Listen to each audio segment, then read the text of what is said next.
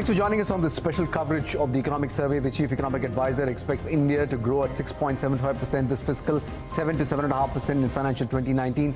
What will drive the pickup in growth? We discuss this and all in this economic survey special. I'm Harsha Subramaniam. Good afternoon. I'm Meera Dugal. Let's get you some of the big highlights from the economic survey. Growth and fiscal consolidation were the 2 points of focus, and we'll tell you what the survey has to say on that. As Harsha said, growth is expected to pick up in the coming financial year. So the government is expecting about a 7 to 7.5% growth rate for the FY19 year, compared to about 6.75 in the current year. Not unanticipated. Those numbers are pretty much in line with what was being expected. They talk about a couple of aspects. One, that you could see private capex starting to pick up, but they caution that that is contingent on a number of factors, one of those factors being the resolution of stressed assets. That process is very much underway. They talk about the pulls and pressure on consumption and say that there is an upside to consumption which could emerge from the fact that real interest rates were low in 2017-18 compared to the previous year. But they also caution that if oil prices continue to rise, you could see real incomes and hence spending capacity go down in the coming year. On the fiscal side, well, they've left the door open for some sort of breach of the fiscal consolidation roadmap. And I'm just going to briefly read this quote here before we go on to our experts. A key policy question, says the economic survey, will be the fiscal path for the coming year. Given the imperative of establishing credibility after this year, given the improved outlook for growth, and given the resurgence of price pressures, fiscal policy should ideally have targeted a reasonable fiscal consolidation. However, setting overly ambitious targets for consolidation, especially in a pre-election year, based on optimistic forecasts that carry a high risk of not being realized, will not garner credibility either. Pragmatically, says the economic survey, steering between these extremes would suggest the following: a modest consolidation that signals a return to the path of gradual but steady fiscal deficit reductions. We should pull up the 10-year bond deal to see whether the market has reacted to this, although the market perhaps had factored in about a 3.2% fiscal deficit for next year, over and above the breach that we are expecting on the targets this year, 734 on the 10-year benchmark bond deal. Let's start getting reactions and analysis into what we've heard from the economic survey so far. Saugata Bhattacharya, Chief Economist at Axis Bank, is with us. We'll be joined by Joshi and Radhika Rao is with us from Singapore as well. Saugata, let me start with you. Initial thoughts on the very nuanced sort of statement on fiscal consolidation. Yes. So I read this thing that fiscal deficit is still pegged at 3.2%. Well, they're saying that you can consider a possibility of a breach of that. Yes, yes. So, I mean, it's very likely that there will be a slippage. It's the math. The higher borrowings that they have had has to translate into a higher fiscal deficit. So our expectation was that, look, I mean, the budget is such a complex document. There actually is a need for spending. But that spending can be done with multiple levers out of the actual budget. I mean, off-balance sheet spends. We've done a significant amount of put in an effort to get onto the path of fiscal deficit, fiscal consolidation, which has been rewarded by global investors, the rupee, and etc. My sense is that we should keep to that target. Higher spends are required, given the deficit that we have seen in the indirect tax collections. But there are other ways of addressing this. So let's see what the final numbers are. The second point is some of the numbers that we've seen, the growth assumptions that we have seen for FY19. I think that's been pegged at a conservative levels. Sure. And that's good because, I mean, you know, the headwinds that we are now facing in terms of global commodity prices, oil prices, etc., I think should leave some room for some buffer for adverse developments. If and as and when good numbers begin to come in, I mean, the situation doesn't look as bad, then you can take that in as an upside. Okay, let's get in Radhika also into this conversation. Radhika, your initial comments on two aspects. One, on growth numbers and what the survey sort of alludes towards fiscal consolidation. The headline is he does not rule out a fiscal consolidation pause this year. So what kind of inference do you make out of that? I think traditionally for the past 2-3 years, the economic survey, at least the growth estimates, have always been on the conservative side of the game, and as well as calling at the same time for some kind of pause in fiscal consolidation, or rather, there is no need to be as strictly following targets as the government had laid down. But the budget might or might not follow that roadmap, when it's eventually tabled. Like, for instance, last year, the Economic Survey went on to suggest that fiscal consolidation need not be as strict, but still targets were adhered to in the budget. So first, starting off with the growth numbers, we are expecting growth at about 7.2% next year. That's FY19. This is about middle of the pack for the range that the government has given. I think the Economic Survey has been is pretty realistic in this assumption, because obviously it's seeing a lot of factors that were tailwinds and now become headwinds, primarily oil and the fiscal stance as well. On the fiscal part of the issue, we also expect that the deficit will be pegged a bit higher than 3% that's been factored into the roadmap. I think the FRBM recommendations are important, but I don't think that roadmap will be adhered to, because obviously in a year when you have taken in tough decisions like the GST and there's significant uncertainty in the pipeline in terms of revenues, I think it makes little sense to keep a very strict fiscal consolidation roadmap. But that said, I think the important point here is, even if it's a bump up from 3% to 3.2%, where is that additional money going? If it is going into developmental spending, I don't think the markets or the rating agencies would take it negatively. And you're also battling, like I mentioned, oil prices, which have turned out to be a bane at this point. So growth, I think it's realistic target, and the fiscal consolidation, the Economic Survey has always called for a looser policy, and I think, but this time around we might see the government raise the fiscal deficit target by a notch. And I think, other than the fiscal deficit target itself, what will be important to see are what are the underlying assumptions, which to my mind, I think will be the nominal GDP growth, which might be a bit stronger than the 11.8 that's been factored into this year's budget. And you'll also see, I think, the divestment target move up after the successful Radhika, we'll come to all of those aspects. We'll come to all of those aspects one by one. I just want to pick on the growth side a little bit and get more detailed analysis on it. Saugata, so on the investment side, they seem to suggest that you're at the cusp of a pickup in private capex, but at the same time, I think in chapter 4, they go on to talk about the fact that the investment slowdown may not be over. What, to your mind, are the pulls and pressures right now which could determine either a pickup in the capex cycle or a continued sluggishness? Look, I do think there is a chance that the investment cycle is beginning to turn. From our own bank's experience, from what I read about in the markets, a lot of projects in the 300, 400, 800 crore projects are beginning to come online. It's not the large infrastructure projects that we used to see in the past. I mean, there's a lot of investment going on in urban infrastructure, which banks are probably not participating in. But there is a likelihood, particularly if the entire insolvency and bankruptcy process, the NCLT process, actually gets traction in the next year, that there is some confidence that is likely to move in. The 3 or 4 growth drivers. Secondly, the 7.5% growth, GDP growth, is eminently doable, because, I mean, that's driven by indirect taxes, and indirect taxes are going to go up next year, I mean, without question. Yeah. So that is doable. I don't know what they're pegging as real GVA growth, which is the underlying target. But there is a significant amount of tailwinds from the export side, the export engine of growth. Okay. DK Joshi also joins us in this conversation. Mr. Joshi, thank you so much for joining us as well. We were talking about the headline growth numbers and the budget deficits. What have you made of what the survey has said, particularly on fiscal consolidation and on growth forecasts? Well, I think I agree with the growth forecast, and I see some upside to what has been budgeted, because the midpoint would be 7.25. And reason is that we are working on a weak base of 2017-18. Second, I think as Saugata was also pointing out, we will gain on the export front. Last year, we were not able to take advantage of the global recovery because of the domestic constraints from demonetization as well as from implementation of GST, which particularly hurt the exporters. And I think the third is the banks are getting recapitalized. So I think that will improve their ability to lend. So I think if you put all these things together, I think 7.5% growth seems eminently feasible, provided I think the oil doesn't play a spoil sport. So that's as far as the growth is concerned. And fiscal consolidation, yes, I think if you notice what's been happening to the tax to GDP ratio, they have been gradually inching up. And next year we should gain on two fronts. One, I think the GST rates will smoothen out, and the second, I think the economy itself will pick up. So clearly that will have a bearing on tax buoyancy.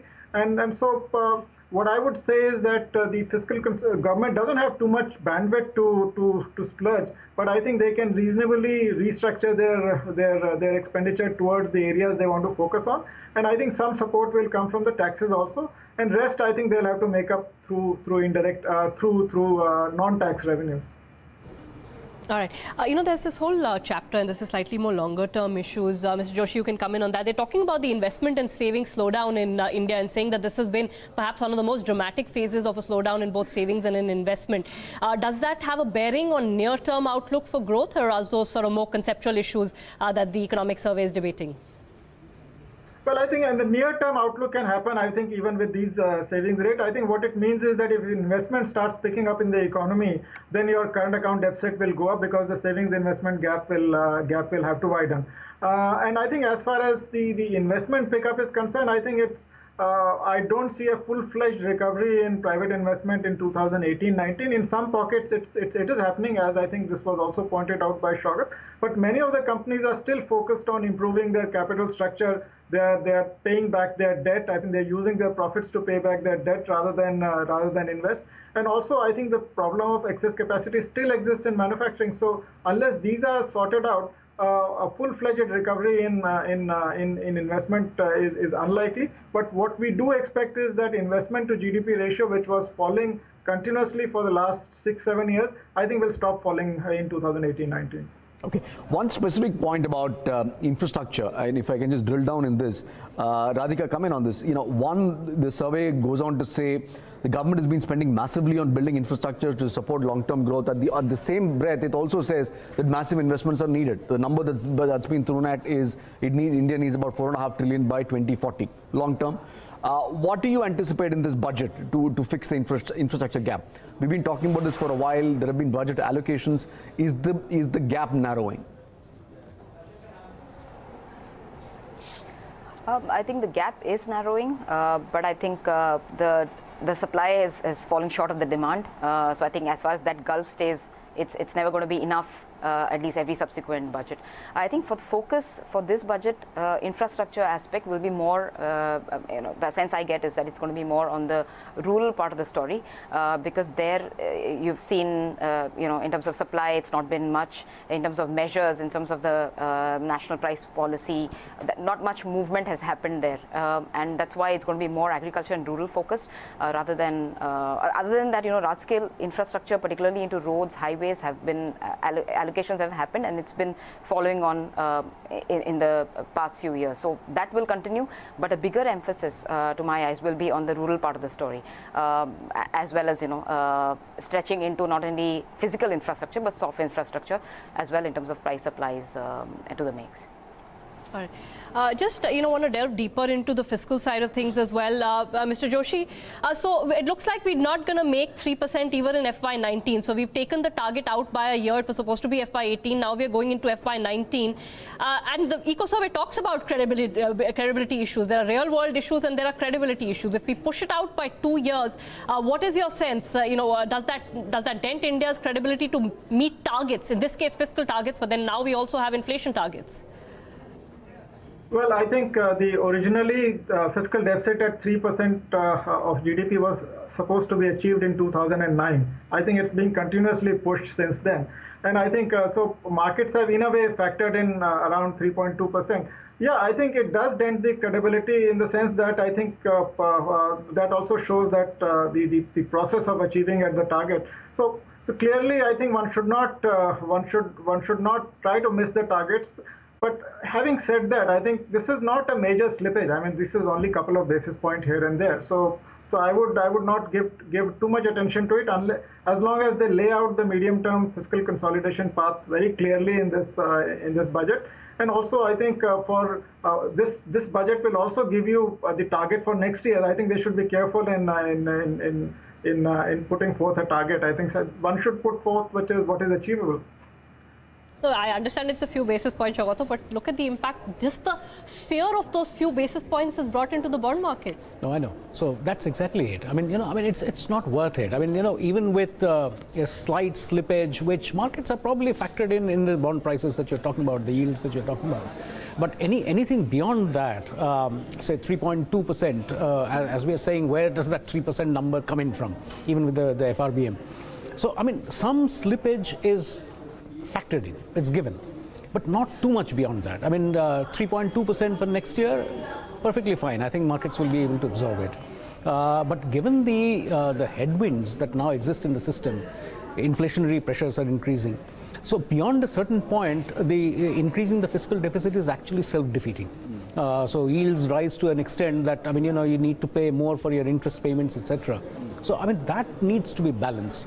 Plus, on top of that is this entire story of disinvestment, because too much of a fiscal pressure, bond yields moving up will have eventually, I mean, it doesn't look like that now, but will have impact on the equity markets, and that is a negative for your disinvestment story.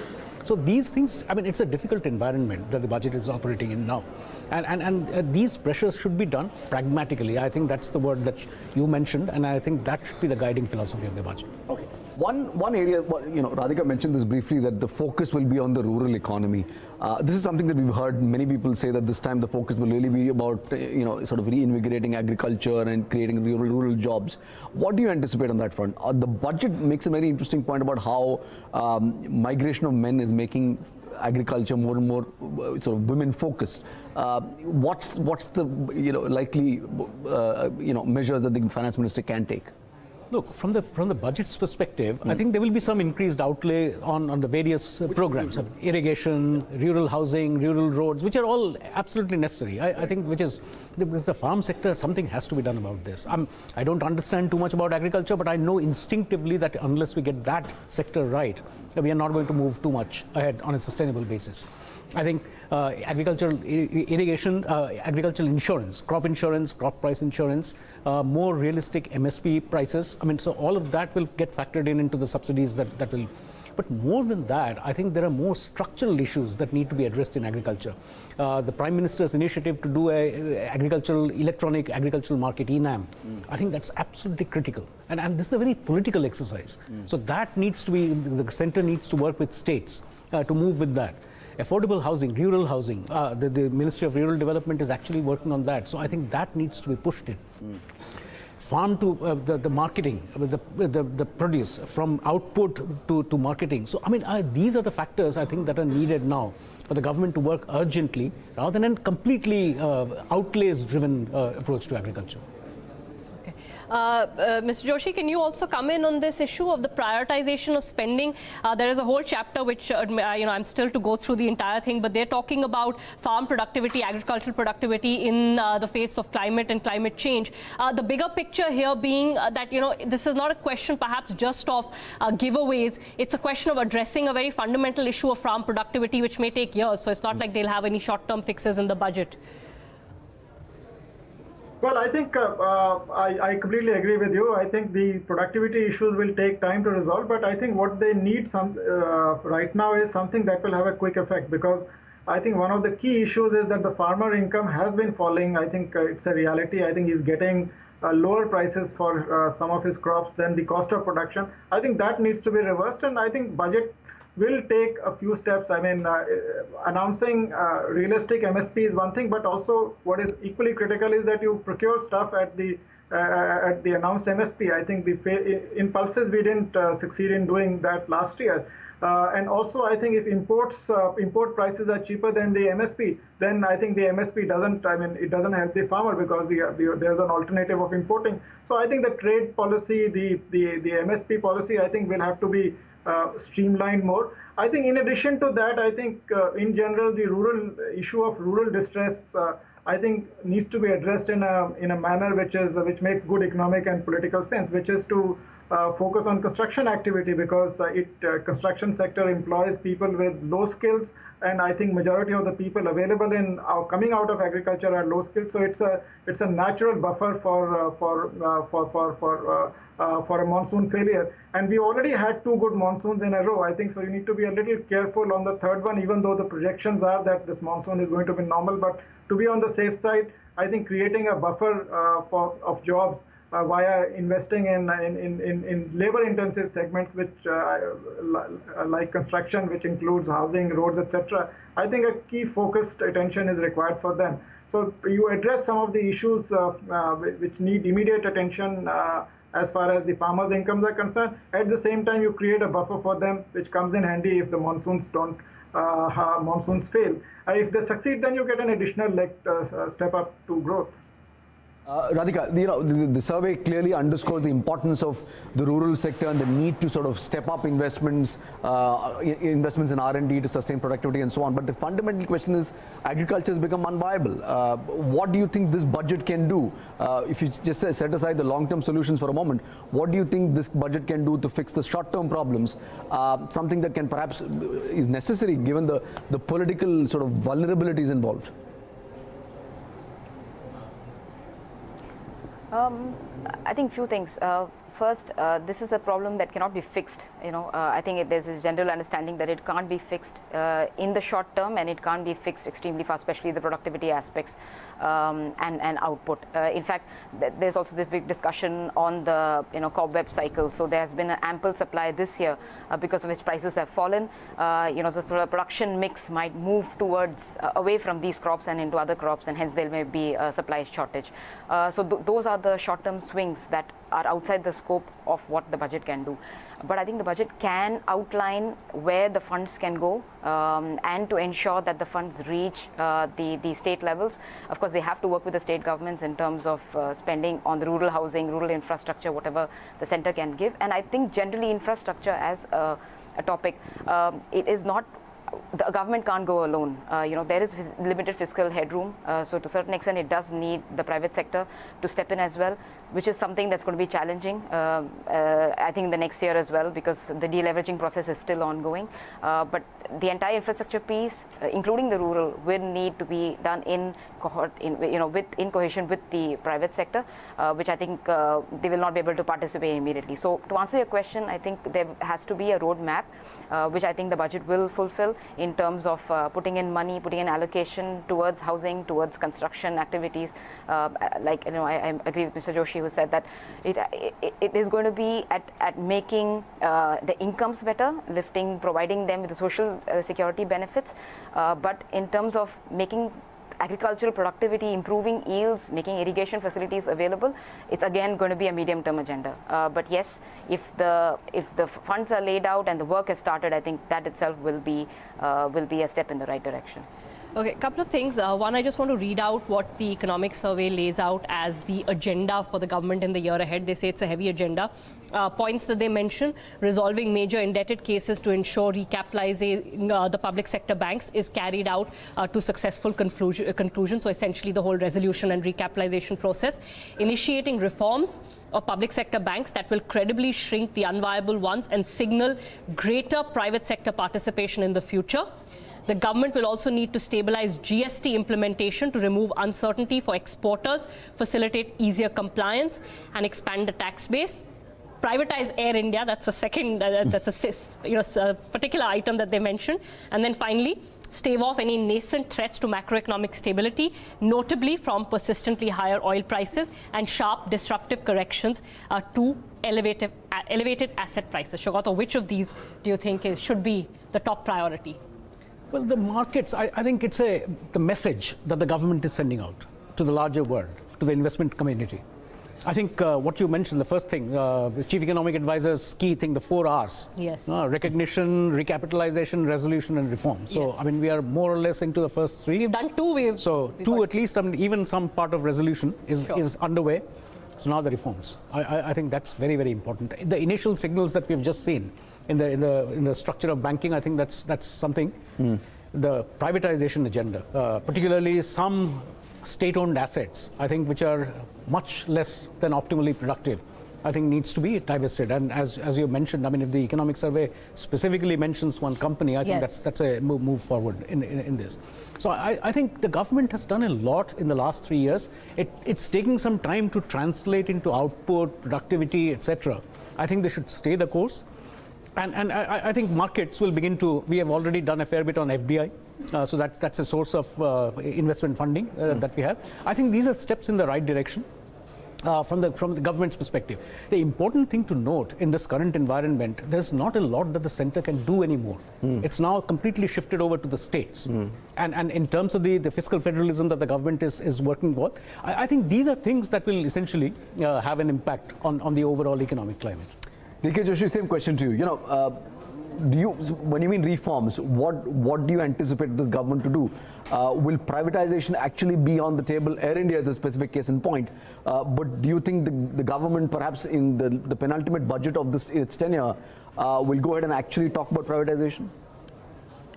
Well, I think they'll need to do that because I think they need to spend aggressively. I mean, we should remember, and the space can only be created by through non-tax revenues. See, tax revenues are a function of how the economy performs and how quickly the tax. So I think most of the stuff on that front has already been done. Now I think if they want additional resources, they can only come out of non-tax revenues in the short run. So I think privatization will be on the agenda. And I think the more important part is the reforming of the public sector banks. I mean, because otherwise the problems will tend to repeat themselves after another cycle. So just to ensure that what the public sector banks are going through doesn't happen again, I think they need to be, the Nayak committee has already laid out what needs to be done. I think that should be followed in letter and spirit as far as reforming the public sector banks are concerned. So clearly I think, but the more important thing is not introducing new reforms. I think they have a lot of reforms which are work in progress, whether it is power sector, or it is the bankruptcy code. I think these have to be carried through. I think the kick from that will be much more than starting anything new at this juncture. All right. The other item, of course, obviously that they mention is stabilizing the GST regime. And in that, actually, Arvind Subramaniam talks about the fact that post-demonetization in GST, the increase in new tax filers over and above the natural increase of about 1.8 million has been seen. And there's been some boost to individual income tax collections as well.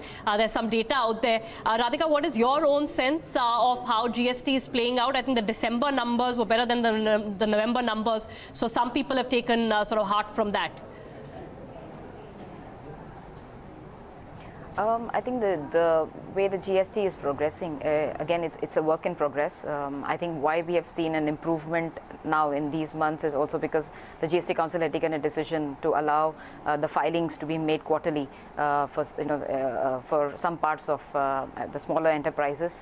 So that has, I think that's why you've seen revenues dip in a certain month and then now start to look better.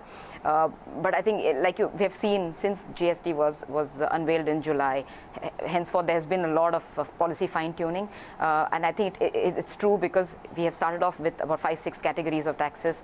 And as you get feelers in terms of how implementation is changing, you've seen some of the items move from the highest bracket to the lowest bracket. To be able to see it translate into a strong pickup in revenues, I think it's going to certainly take some time because there will be teething issues given the large scope of this. But one, I think, factor that is important, which is running parallelly with GST, is the formalization of the economy. And I think there is some amount of disruption that is likely because GST is forcing that part of the society to come into the tax regime.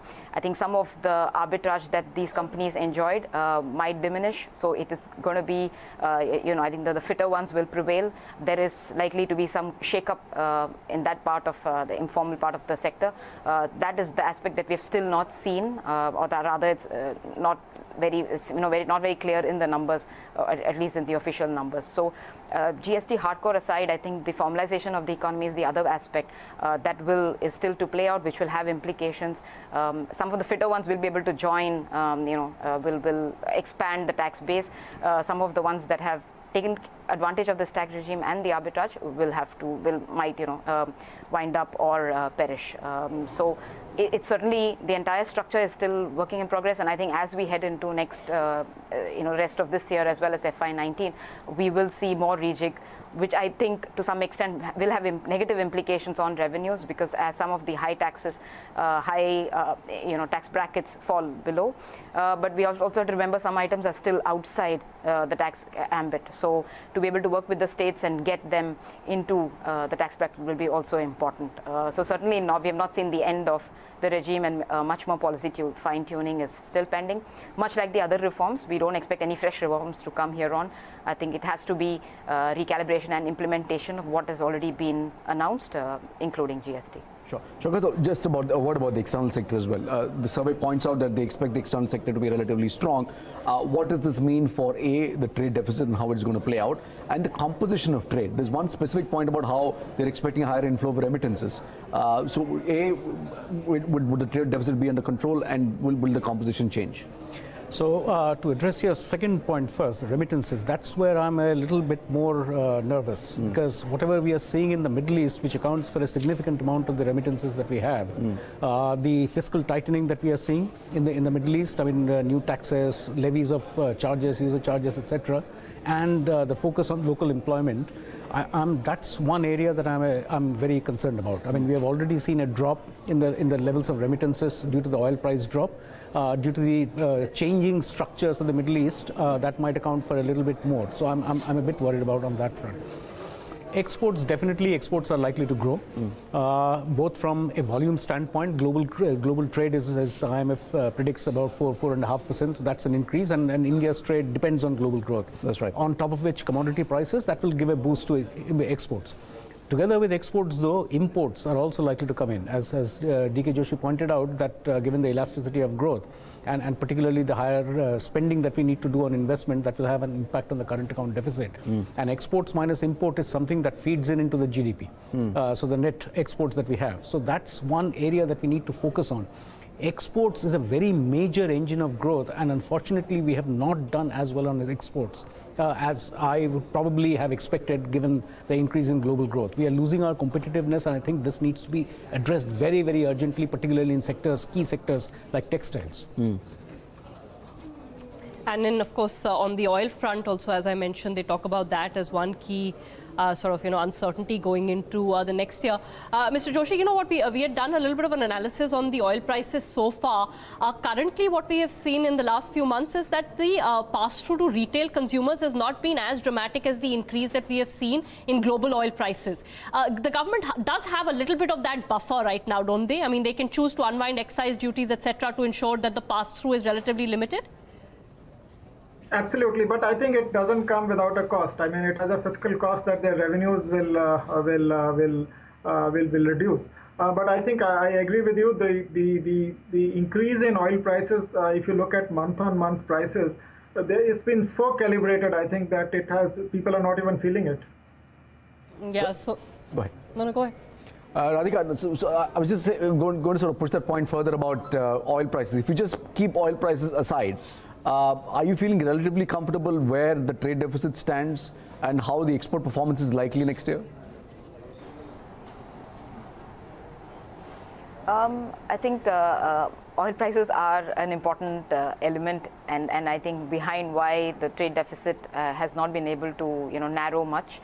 I think exports have not been, I think much of the run-up in the Southeast Asian exports in the last year has been also on the back of better electronic exports, which don't make up a very big chunk of Indian exports, unfortunately.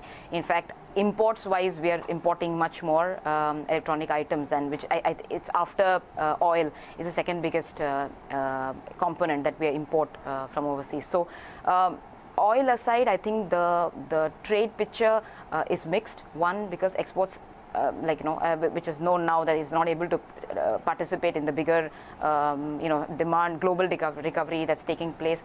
If we map Indian exports and global imports, there is quite a strong sync. That means if there is good demand, Indian exports should do better, and I do expect FY19 to be a better year if oil prices don't move up too much from where they are at this point. And you have also these domestic drags that we had last year, idiosyncratic drags from GST and duty drawback. These factors have also faded. So that part of the story should help exports. But if oil plays spoilsport, I think then we will not be able to see much benefit from the trade deficit per se, because much part of the jump in imports has been on the back of oil as well as strong electronic imports. If you were to talk about our trade with China, we are running a significant deficit with China on a monthly basis, and which makes a big part of our overall trade deficit. That is also making our manufacturing revival a lot more difficult.